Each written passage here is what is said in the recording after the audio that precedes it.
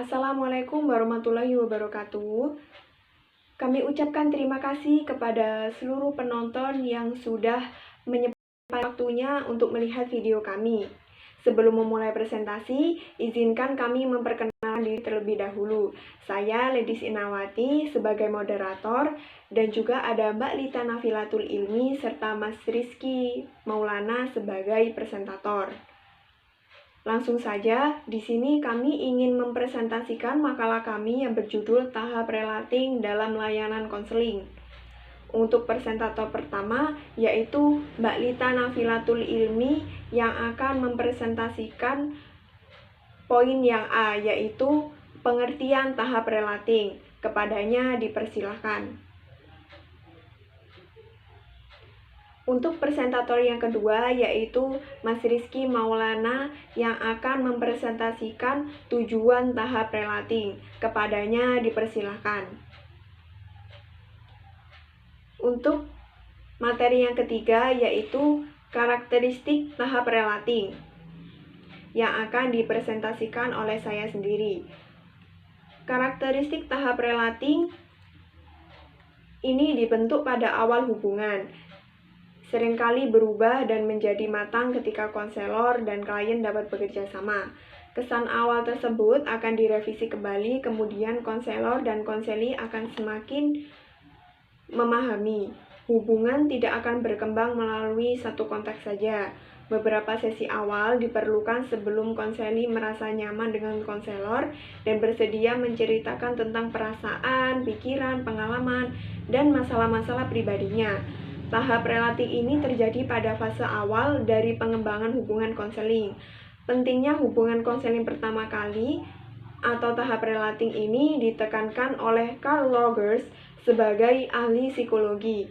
Pada awal karirnya sebagai terapis, mengusulkan beberapa kondisi konseling yang menurut pandangannya perlu dan mencukupi untuk menghasilkan perubahan kepribadian yang membangun, seperti pemahaman yang akurat atau empati. Empati ini menunjuk pada kemampuan konselor untuk dapat merasakan, berpikir, dan mengalami apa yang dirasakan dan dipikirkan oleh konseli.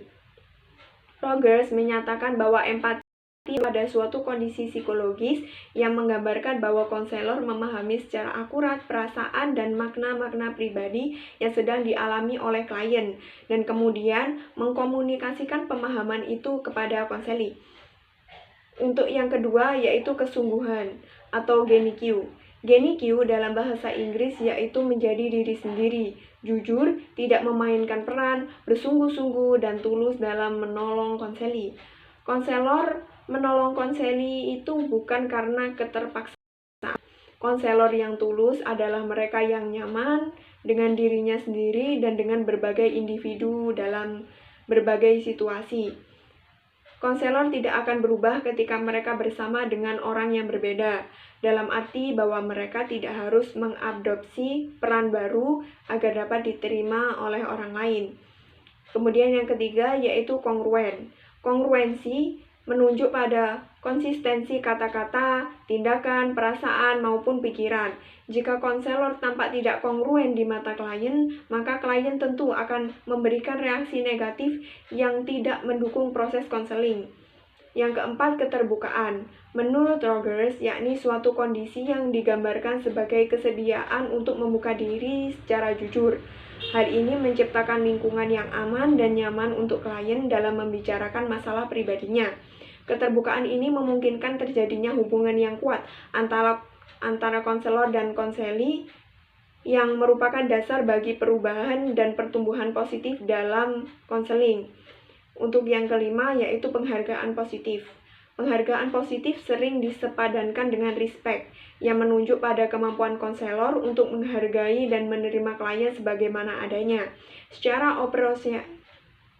operasional, penghargaan positif dikomunikasikan oleh konselor melalui komitmen untuk membantu klien. Konselor bekerja dengan klien dan menjaga privasi, menepati janji dengan klien, serta menerapkan keterampilan yang dimiliki untuk membantu klien.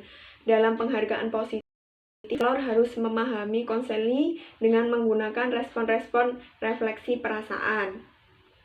Untuk materi selanjutnya, yaitu keterampilan dalam tahap relating. Kepada presentator dipersilahkan.